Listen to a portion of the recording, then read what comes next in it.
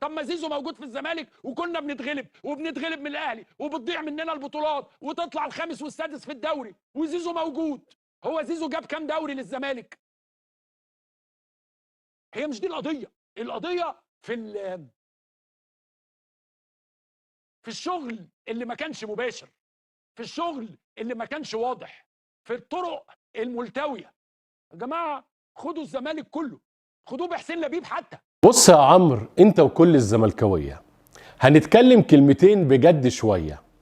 حوار الصياح والنويح والعياط بتاع الزملكاويه مش هياكل معايا ببصله ولا هيدخل دماغي، وهقول لك ليه.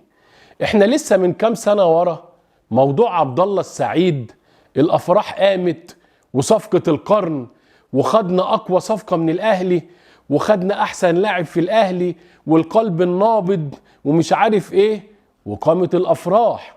يا جماعه ما ينفعش. وجمهور الاهلي كان بيغلي، وجمهور الاهلي كان في قمه الحزن، وقال لك ستوب، ده اسمه احتراف. انتوا مش عايشين معانا ولا ايه؟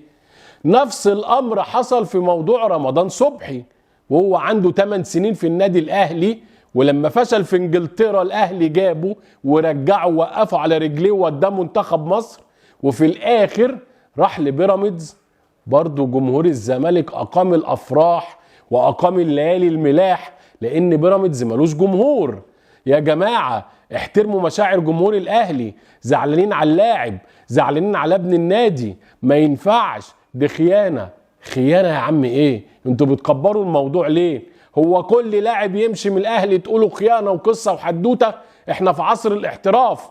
اللاعب عنده الحق انه يختار النادي اللي هو عايز يروحه. اللاعب عنده الحق لو لقى جنيه زياده بره يروح. انتوا ايه؟ عايزين تكوشوا على كل حاجه؟ ستوب. انتوا بتكيلوا باكتر من مكيال ليه؟ بتكيلوا بمكيالين ليه؟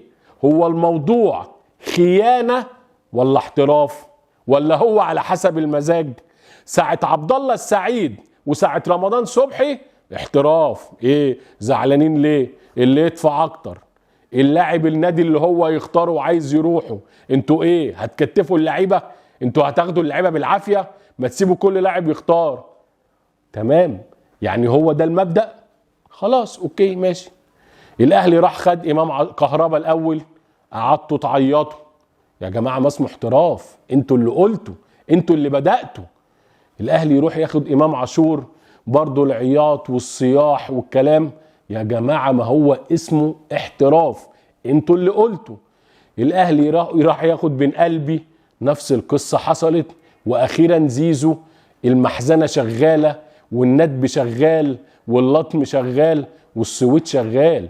زيزو مش خاين بكلام كنتوا، انتوا اللي قلتوا احتراف علشان الواحد يقدر يصدقكم. لكن ما جيش في الموقف اللي على مزاجي هقول ده احتراف لما يكون اللاعب هيمشي من نادي الاهلي. لكن لما يجي اللاعب يمشي من عندي انا يبقى خيانه، يبقى انا كده عايز امشي الكون على مزاجي، وده مش هيحصل.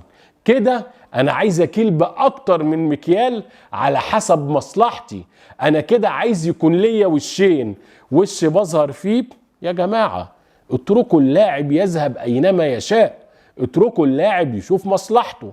وفي المره التانيه يا جماعه دي خيانه. ازاي النادي اللي عمله وكبر اسمه ومش عارف ايه يسيبه علشان قرشين زياده؟ خلي الناس تحترمكم، خلي الناس تصدقكم.